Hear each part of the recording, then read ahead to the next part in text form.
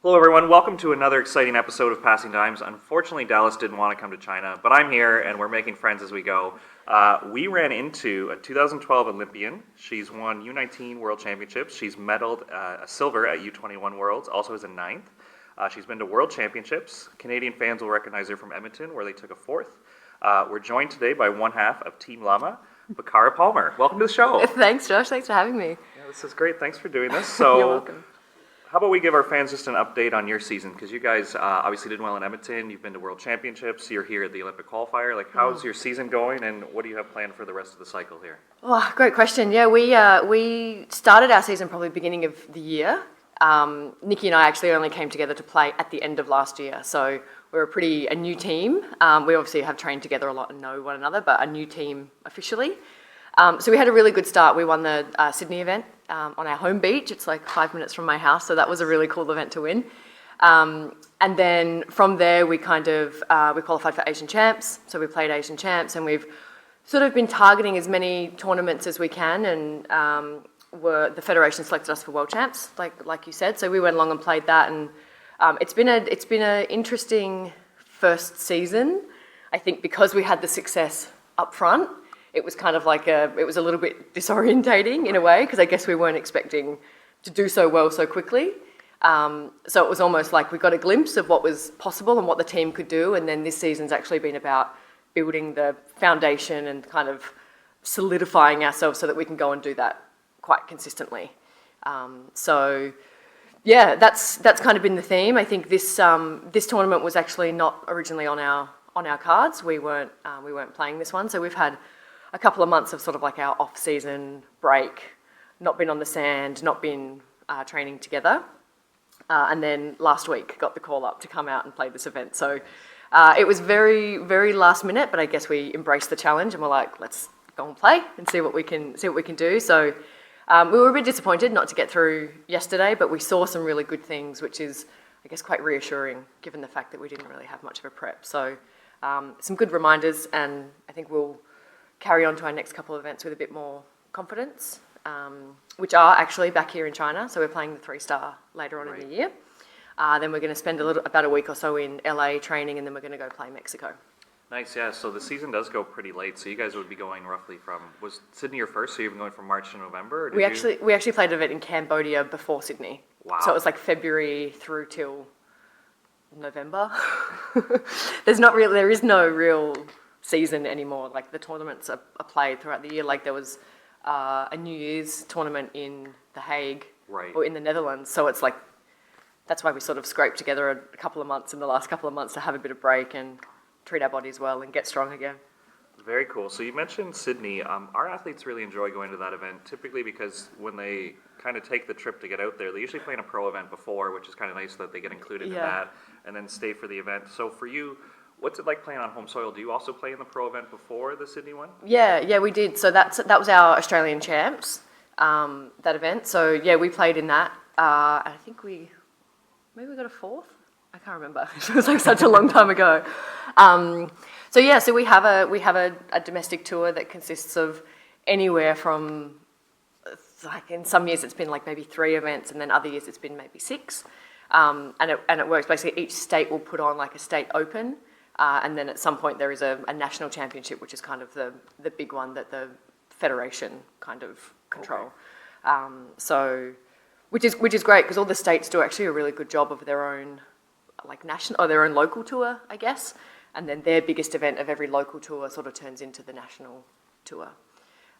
So yeah, it's good. It's good for us to play. It's good for us to kind of, well, my favourite thing about the national tour is playing at home, but also just spreading volleyball as a sport in our country. Like it's not, where there's a lot of AFL, cricket, rugby, there's a lot of other sports that get a lot of the limelight, I guess.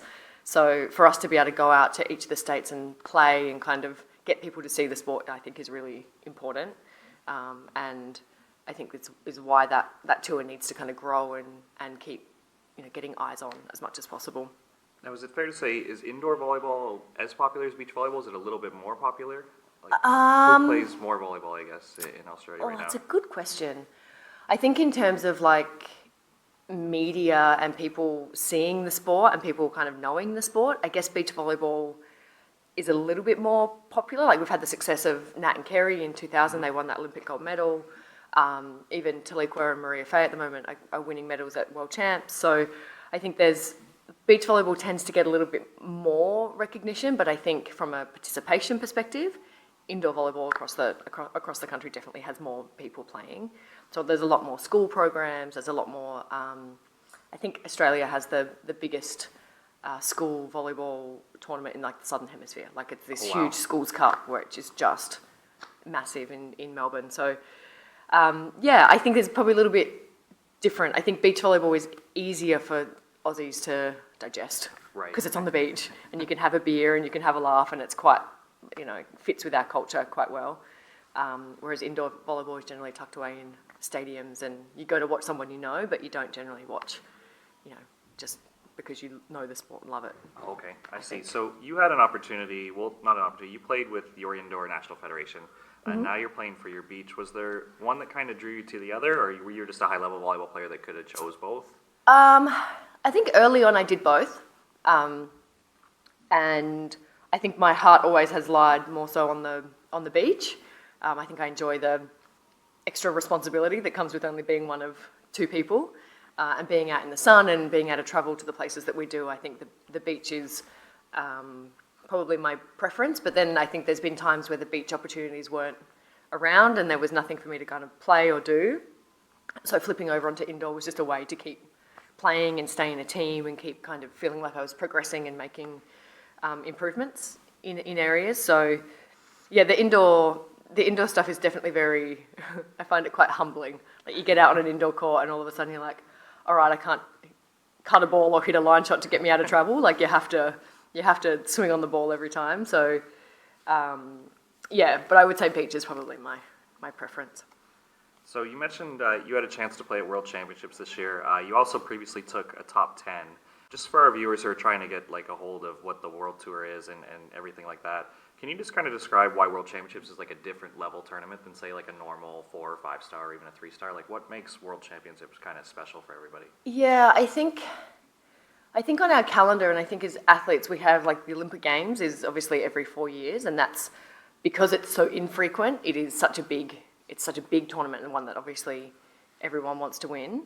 And I think then the next one down from that is World Champs because it's every couple of years. Generally the points on offer are double, the prize money on offer is double, and it's kind of the most similar to an Olympic Games in the way that it's run and the time frame of the tournament, like it's spread out a little bit more. So I think there's a lot of importance placed on it because it is quite similar in some ways to the Olympics. I think this one especially, given the Olympics are next year, and the results and the ranking points from this World Champs is kind of like the easiest way to get a whole heap of points to be able to qualify.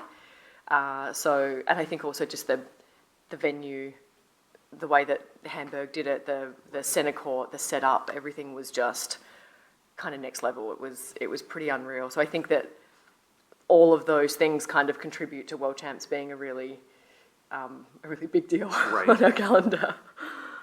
So before we bounce around all the other items you've accomplished, can you just comment on Asian Games? Because with us being in Canada, we play on the Norsika Tour, and to be honest with you, it's not the most professional tour sometimes, so mostly it comes from like a good story and an opportunity to play a good tournament. But in your opinion, Asian Games being like your continental qualifier, is the level pretty high? Are the events professional? Like, how is it for somebody who's never seen an event? Yeah, it's that's a good question.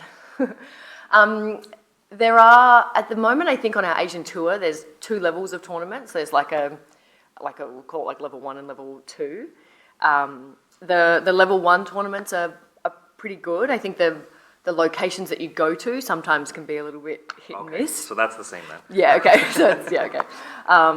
So they're the kind of tournaments that when you're like, okay, we're going to Indonesia or we're going to this place in Thailand, it's like, okay, we're going to pack some food and we're going to pack the mosquito repellent and we're going to make sure that we're okay. But Asian Champs is generally a little bit better. I honestly would say it's dictated a lot by the place where you go to. I think sometimes there's the way that the tournaments are run are pretty consistent across the board. Not so much consistent with FIVB, but consistent with Asian Tour, which is sometimes good and sometimes it's interesting. But yeah, the Asian Tour and Asian Champs are always good opportunities for us to compete against the teams in the countries that we're going to have to compete with at Continental Cup to qualify for the Olympics. So there's always a place for them, and yeah, they're something that obviously are easy to travel to. They're close, and generally are reasonably okay tournaments to play. Nice. I'm trying to be as diplomatic as I possibly can. So I think maybe the CEV doesn't know how spoiled they are with their events, but it feels like Norseca and maybe Asian Games are on the same tier as far as there's some unique situations that are going to pop up every once in a while, I guess. Yeah. It sounds like they're probably about the same.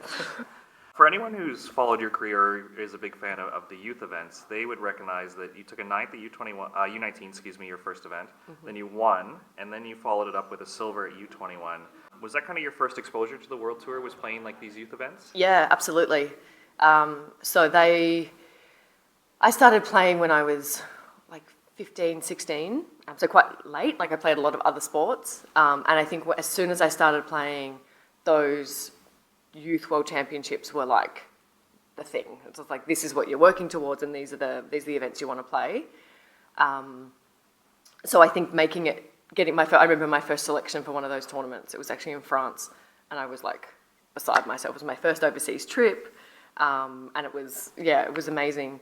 And then to finally kind of come back and be more of a full-time training environment, to then go back and play, and obviously playing with Alice Rocamper in Bermuda. That event actually was quite interesting because it was supposed to be a 4-day event and ended up getting compacted into 3 because Hurricane Florence at the time was coming at Bermuda, and it was due to hit on the Saturday night, Sunday morning.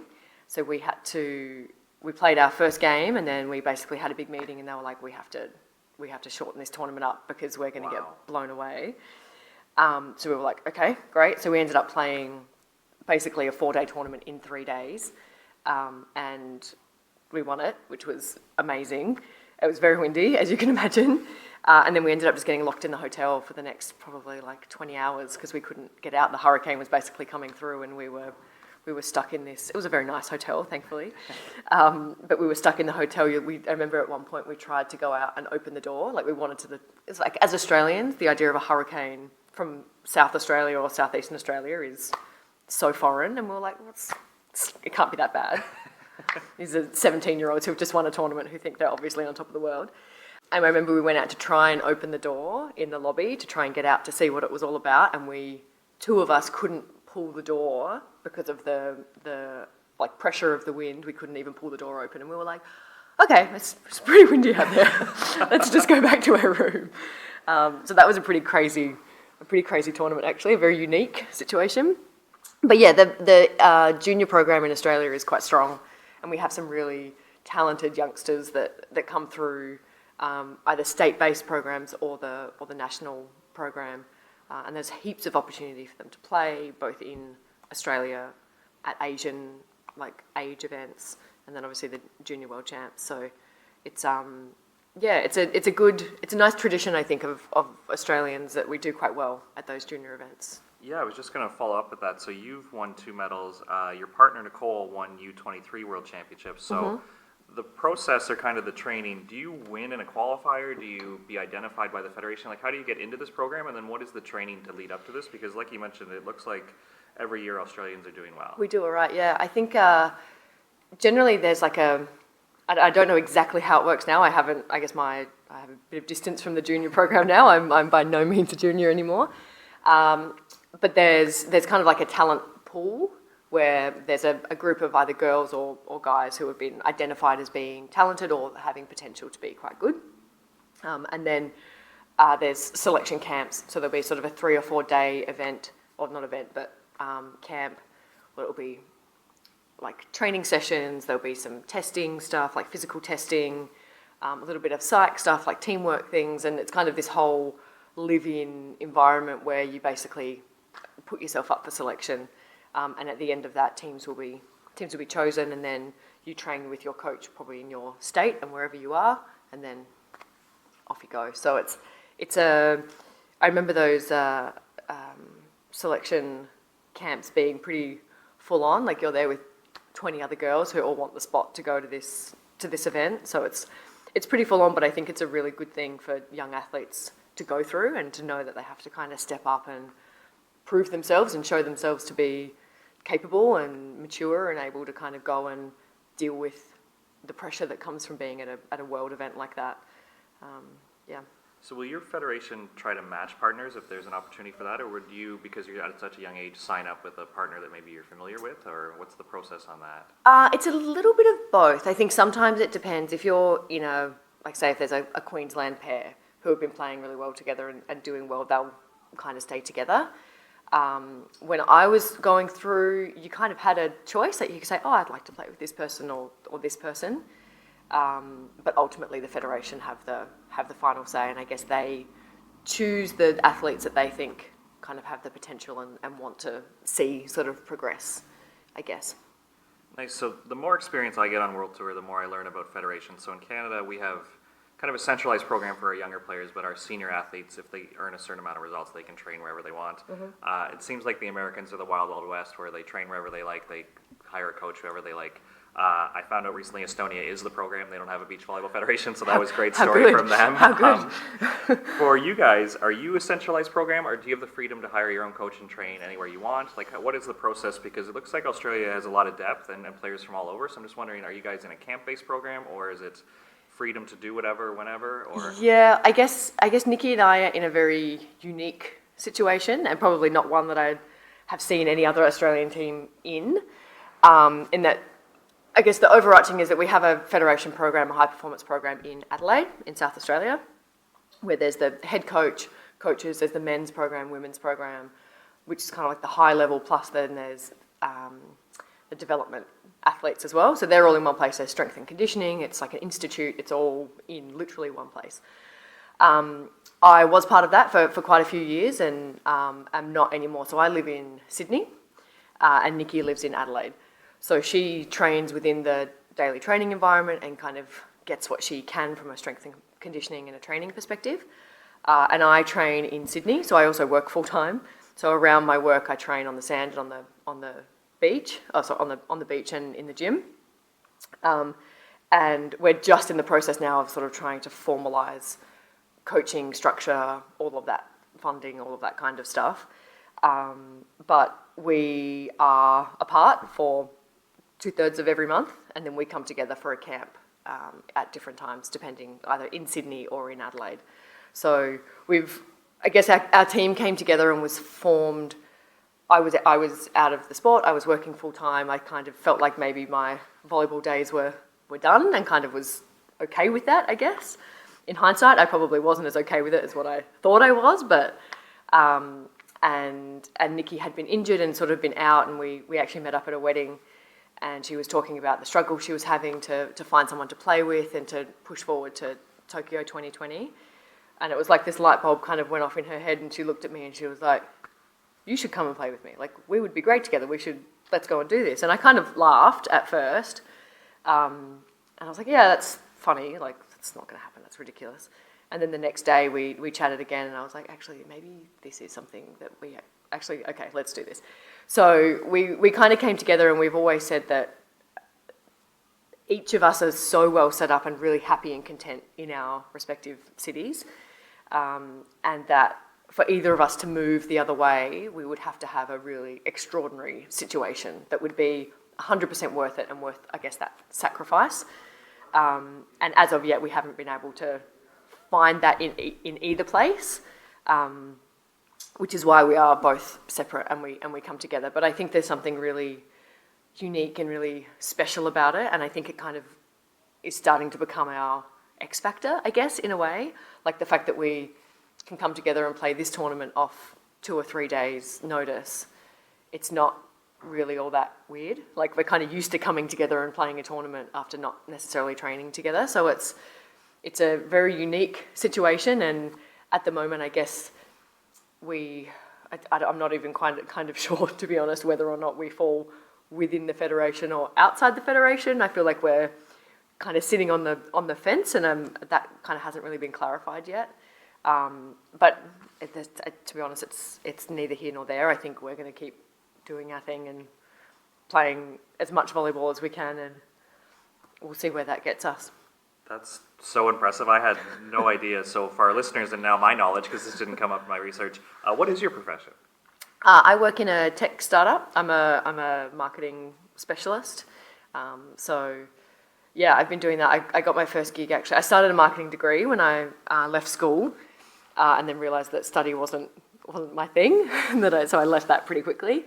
But got an internship at an ad agency in Adelaide, and then I've kind of picked up marketing jobs along the way. So yeah, working in a marketing team, it's really great. They're super flexible and allow me to kind of come and go as I need to, and sort of have bought into the Olympic journey, which is amazing. And to be honest, my life would be really, really hard if that wasn't the case. So shout outs to One Flare in Sydney. Thanks, guys. Wow. So are you ever required to do work on the road, or when you're on travel, like you're a professional volleyball player and work kind of weights, or do you try to do both? Or I try and do both. And to be honest, I like doing both. Like I like having something to, I guess, stimulate my brain in that way. I think that being on tour, there's a lot of downtime, like a lot of downtime. And I think that for me, sitting and just watching a movie or watching a TV show or kind of zoning out, I can only kind of do for so long before I start to drive myself insane. So I like having projects, and there is obviously a bunch of work that I can do with being on the internet and all that sort of stuff. So yeah, it's a really great situation, actually. Nice. So going back to U19 and U21, your success there, when you went to the World Tour, did you find that was another jump, or did you guys feel with your success at the youth level that you were kind of ready to go to some main draws, or probably they were Grand Slams, I think, back at that time? Yeah. The star system wasn't there. Like, did you notice a big difference, or was there kind of like a wow moment that there was still another level? Yeah, it was definitely a big difference. I think that when Alice and I won that Junior World Champs, you get a wild card into a tournament, into a main draw. So I think it's this funny thing. I think being a kid and having just won this tournament and feeling like you're on top of the world and like, you know, like we're untouchable, we're amazing. And then you get thrown into a main draw, and all of a sudden it's quite a big reality check that there is this other level, and there's a whole bunch of women who are playing and have been playing for a long time. So that's always, I think, a bit of a challenge, just to manage the expectations of moving forward. But I really enjoyed that step. I actually kind of enjoyed being at the bottom and having to kind of like grind my way up. I found it to be quite freeing, actually, and it's kind of like you can just go and there's no expectation, and you can just play, and if you play well, great. If you don't, great. Like there was kind of no expectation, so I kind of enjoyed that, actually. Nice. And once again, did you notice a big jump when you qualified for the Olympics? Like, at the Olympics, just their own kind of animal right now, that it's so different from the World Tour. Like, what did you kind of take from your 2012 experience? Yeah, definitely. And I think not so much that the players and the level of play is that much higher. I think the level of play on the World Tour right now is crazy high, and I think whether it's World Champs or Olympics, that is pretty consistent. I think the biggest difference is the event itself, and I guess all of the other stuff that comes along with just going out and playing volleyball. That was quite, for me personally, being my first Olympics, I found very overwhelming. I felt like a bit of a deer in headlights for the most part of that Olympic experience. And I think the fact that it had been something that we'd wanted for so long, and as a kid I remember watching the Olympic Games on TV and being like, I want to be there, to then be there and be in the uniform and be part of the team and be in the, you know, in the same building as all these people that I've watched growing up, and it was I guess quite an overwhelming experience. And I think that then sort of reflects onto the volleyball court, is that it's kind of hard to go from doe-eyed and staring around in awe at everything to then come onto a volleyball court and try and go and perform and be really present and grounded. That's a hard thing to do. So yeah, I think the Olympic experience for me was a really challenging one. I think the 18 months leading into it was I found really challenging, probably from more of like a mental and emotional perspective, and just trying to find my best volleyball, my best self, like all of that stuff I really struggled with. So there was quite a big relief when we actually did qualify for the Olympics, because it was kind of in question for a while. We were pretty close to not going through that top 16. So I think that probably the most special part about the Olympics for me was having my mum and dad come over. So my dad was born in England and hadn't been back since he came over here when he was like 3 or 4, or came over to Australia. So for him to go back as a 60-year-old, like low 60s man back to the place where he was born was a really cool thing, I guess, to be able to facilitate that in a way for him, because I don't think he would have gone back had the Olympics not been on. So that was really cool, and it was cool that they were there, and they were obviously very proud and loved being part of the whole thing. So that was really special. And then I think, in a way, I'm like, thank God I've got that first one done and dusted and out of the way. And now I guess looking forward to 1 or 2 more, I'm like, okay, I think I'll be able to handle the situation a whole lot better than what I did the first time. Definitely. So on a previous episode, we spoke to Heather Bansley, and she mentioned that during the Olympic qualifying, you try not to watch points and keep an eye on everything, but you're kind of under stress the whole time until you know you're in, right? Yep. You going through the process in qualifying and now being in another quad, do you feel that same way too, where you're kind of are you kind of keeping one eye on the point structure? Are you guys just treating it one at a time? Or how do you manage this? Because it seems like the window right now to qualify is so open. How do you kind of manage that while you're on the process and it is a goal at the end? You kind of don't want to focus on it every day, right? Yeah, I think that Nikki and I are in a very unique situation. I think the fact that we came together at the end of last year, I was out of the sport, I wasn't playing, Nikki wasn't really sure what she was doing. And when we came together to play as a team, we were really strong about a couple of things, and that was that we were coming together because we love volleyball and that we love playing together, and that was our number one priority. So any opportunity we had to play and to enjoy going and playing, we would take. We also spoke about the fact that the Olympics are a really important part, but they're not the only thing with our team. And I think both of us in the past have approached the Olympics with that being the be-all and end-all, and it's almost like there's a cliff on the other side of the Olympics and nothing else exists at the other side. And I think we both found that really challenging, and I think picking up the pieces afterwards was really hard. So I guess we've both kind of committed to one another that we want to do it differently. We don't want to do that again. So for us, the Olympic qualification period is obviously there, and it's something that we want. But purely based on the fact that we just want to play really, really good volleyball, and we want to learn and grow as individuals and as a team. That's what takes our focus. And at this point where, we look at it, and I think the fact that we came together quite late, qualifying through top 16 was not really on the cards. Had we gone and made some of the main draws in the 4 and 5 stars, and been making top 10s and have done better at World Champs, maybe that would be something we were talking about, but that wasn't the case, unfortunately. So I think we're focused on us being the strongest, most tight-knit unit that we can be. And then when Continental Cup comes around, we'll deliver and, I guess, put all of that into play there. But I think that there's a real freedom that comes from there being other things that are also important, not necessarily just qualifying for the Olympic Games. Which I think is probably a bit of a strange way of looking at it. I don't see many other people looking at it that way. But Nikki and I are pretty sure that that's actually what's going to make us our best and going to make us perform our best. And ultimately, that's what we're here for. Nice. So I'm glad you brought up the challenges of living in a different city than your partner. Canadian fans will kind of empathize with this because our travel always isn't the best, feeling like we're always going to Europe. You guys share a similar travel struggle can you kind of explain the before and after to get to Edmonton? Because it was great to have a team of your caliber, obviously, at Edmonton, but there was an event in Europe at the same time, so I'm wondering how you chose to kind of make the mission all the way to Edmonton from being really the other side of the world. Yeah. Well, we'd been in Europe for, I think, about 4 or 5 weeks. So we travelled, we played the Warsaw event, we played a couple of events we played one in Switzerland, we had a national tour event there. So we'd played a few, and then we had World Champs. And we were sort of sitting there, and we were, to be honest, we were kind of in two minds as to whether or not we played Portugal, which was the European event, whether we played Canada or whether we went home. Unfortunately, a big part of that was around cash, like whether we could afford to get ourselves to Canada and home. And we kind of sat there and we knew that 3-star would be a little bit lower in terms of the amount of teams that were going to go over, given there was a Portugal event on at the same time, and it was closer and easier for a lot of Europeans. So we kind of made the call. We saw the list, we saw where we were seated, and we were like, you know what, this would be crazy not to go over and have a crack.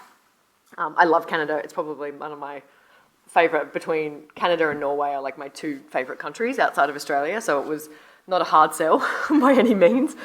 So we were in Europe. We actually travelled from Switzerland. We had an overnight in London. We played an exhibition event in downtown London because there was an event on, which was kind of fun. And then we jumped on the plane the next day and flew to Edmonton. And we had we ended up having sort of like 4 or 5 days to get ourselves settled and into the time zone before we had to play, which was really good. We actually found ourselves in a really we'll call it a colourful part of town. We hired it where we booked a hotel, and obviously we didn't know the area, we didn't know where we were, and we got told by a couple of the locals that we potentially shouldn't be out walking around on the streets at night. Wow. So that was funny and kind of a bit of a fun way to land in Canada and have 3 or 4 days where, and obviously it was Canada, so we felt very safe, but you kind of look around and you're like, this probably isn't the best place for two tall girls to be wandering around, but we survived and it was fine, so it was all good. Good. Hopefully our listeners get a kick out of how much you enjoy Canada, because between where you were staying and the weather in Edmonton, it wasn't always peak season for us. Normally summers are actually summer. That was kind of a weird week in Edmonton. It was a weird one, but I think that like the thing that stood out so much was that everybody was just so kind. Like everybody that we came across was lovely and wanted to have a chat and was they're just, you guys, you Canadians, are really lovely people. So we had a really good time and we made some friends, which was great, and then hired a car and went for a drive down to Calgary through Banff and through all the mountains. And I think Nick and I just spent most of the time just like mouths open in awe of the scenery and of where we were. It was amazing. Definitely a highlight of our trip. So nice. Yeah, thanks for sharing that. One thing that did come through in the research before the show is you have played in the AFL. So describe that, how you can be a high-level athlete in 2 sports. Were you a multi-sport athlete growing up, or how did this opportunity come through to play football again? Yeah, so I did play a lot of sports growing up. I was always pretty active, and I think being a pretty tall kid, I kind of got picked on a lot of teams that potentially I wasn't necessarily that good at, but I got picked in them anyway, which was lovely. So I actually, a few years ago, was playing volleyball part of the program and decided to step away. I just wasn't happy and wasn't enjoying the training environment, so I decided to step away. And at the time, there was a semi-professional league that had 1 season, and it was in its 2nd season in Australia, which is the AFLW. And if you haven't watched any of it or seen any of it, I recommend that you YouTube it, because it is the gnarliest, it's like the gnarliest sport. Now that I look back on it, I'm like, I can't believe I did that. But I literally got offered a contract the day after I left Volleyball Australia, which was an unbelievable kind of turn of events, and to me felt very serendipitous. So I was like, okay, I'll take that. That sounds good. But yeah, that was a very steep learning curve. It's full contact. It's a huge oval that's almost 200 metres long by maybe 80 or 90 metres wide. So it's a huge field. Full contact. The ball is like a gridiron ball, so it's like an oval-shaped ball. There is really nothing about it that is the same or similar to volleyball. So I kind of went into it. It's very green, very much a rookie, but really enjoyed the challenge of being in a different team, in a different environment, very different dynamic, and just kind of learning how to be in a different team like that, where there's 25, 30 girls in the squad versus you being with one other person. So that was good. So I played a few games with one of the local teams in Adelaide, but only did it for 1 season. At the end of that season, I decided to move to Sydney to live with my partner and be over there. So I also felt a little bit like I managed to dodge a bullet by not getting really badly injured. So there was a little part of me that was like, you know what, you've done it, you've dipped your toe in, you haven't got a drastic injury to have to rehab, so maybe just, say thanks, but we're going to move onwards now. Yeah. But it was great, and I like I said, I would recommend you Google it. Have you watched any Australian football? Not very much. No. I think we've heard of it in Canada. I don't know how many people would actually say that they understand the rules fully and follow it. It's kind of like, it's hard to explain because there's not really anything like it, but it's kind of, the contact is kind of like gridiron, but with no padding, no helmets, no nothing. But you can obviously kick forward, you can kick backwards, you can handball, you can run with the ball. So it's quite fast, it's quite dynamic. But the tackling bit was the bit that got me. Like, I played a non-contact sport since I was a kid. So then the idea of there being people close to me and like wanting to take me to ground was pretty confronting for the most part. But it was fun, and I really enjoyed that season. Nice. So hopefully between this episode and saying how much you love Canada and doing well in Edmonton, you've gained some fans. You and Nikki have a neat thing going where you're Team Llama. So can you kind of explain how the name came together and where can our fans buy those awesome shirts? Yeah, I'm actually wearing one now. I chucked it on. It was in my suitcase. So we are Team Llama. So we wanted to kind of name ourselves, and I wish it was more interesting, but it really is Laird Palmer, and we just put them together, which made Llama. That's where it came from.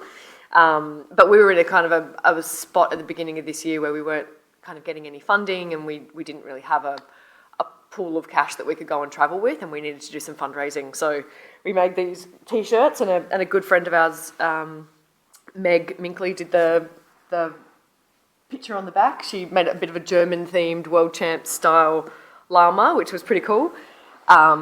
And yeah, so we sold a bunch of these, and to be honest, it was quite overwhelming how many we were able to sell and how much we were able to raise. We did a fundraiser at a local brew house in Sydney, and just the people that came out, like the Sydney beach volleyball community, have just kind of like got behind us. And there's a beach volleyball school in Manly, and they were all about it. They came out, they bought raffle tickets, they bought training sessions, they bought T-shirts, and quite literally got us on the plane to get over to World Champs. So it's a really cool. It kind of gives me like even the goosebumps now thinking about it, to know that we were so heavily backed and that all these people really believed in us and wanted us to go and do really well. So it was pretty cool, pretty special. Probably the first time I've felt like that in my volleyball career, where there's this like groundswell of people who love the sport and love playing the game and kind of gotten in underneath us and were like, off you go. And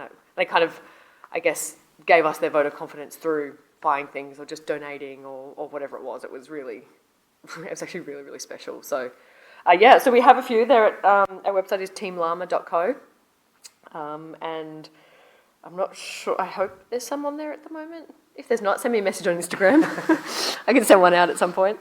So that was a fun little project, and probably something we'll do again in the future. We'll just get a different themed llama on the back. Nice. So you mentioned you have heard of the show, which Dallas back home, I'm sure he's just giddy hearing this.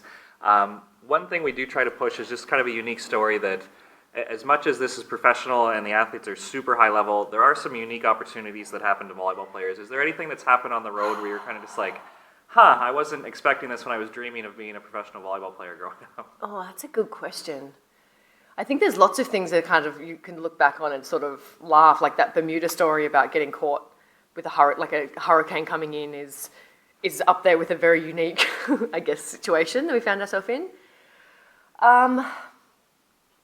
What else?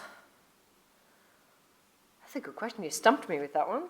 I feel like there's probably so many different things. I think the thing that stands out to me is the places that we get to go, and I guess then the people that we meet and the friends that we kind of make. Like, I think about, honestly, that Canada trip and driving through Banff and that area.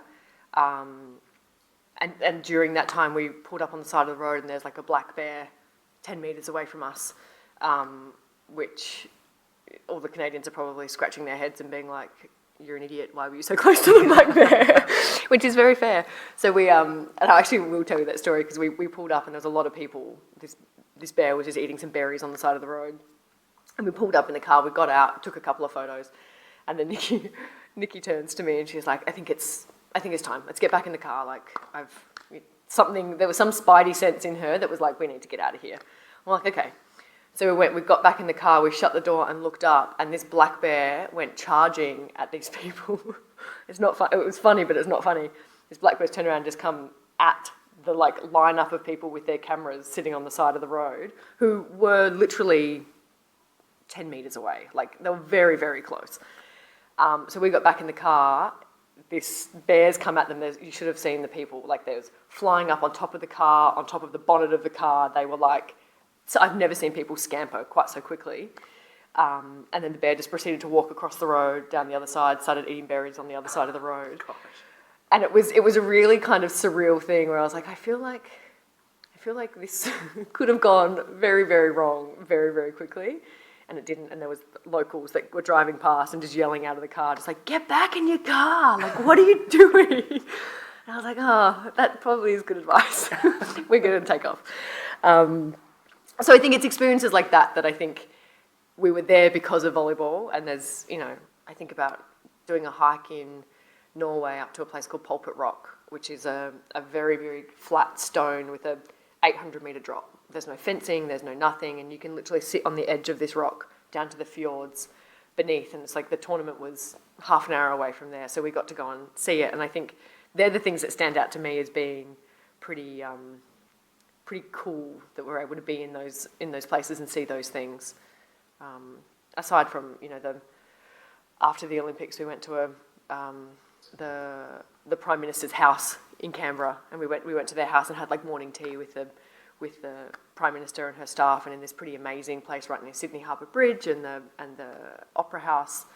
So they're things too. You kind of stand there and you're like, this is not anywhere I would ever be, unless obviously you go to an Olympics and that sort of thing. So there are a lot of those things, and I guess I'd probably more so these days, being a little bit older, I try and soak them in and appreciate them as much as possible, because it's a unique way to live a life, I think, being an elite athlete and constantly be trying to be better and travelling so much and all that good stuff. Wow, so this has been great. Thank you so much for taking the time here to do this. I know you got to catch your shuttle here, so we can end it there.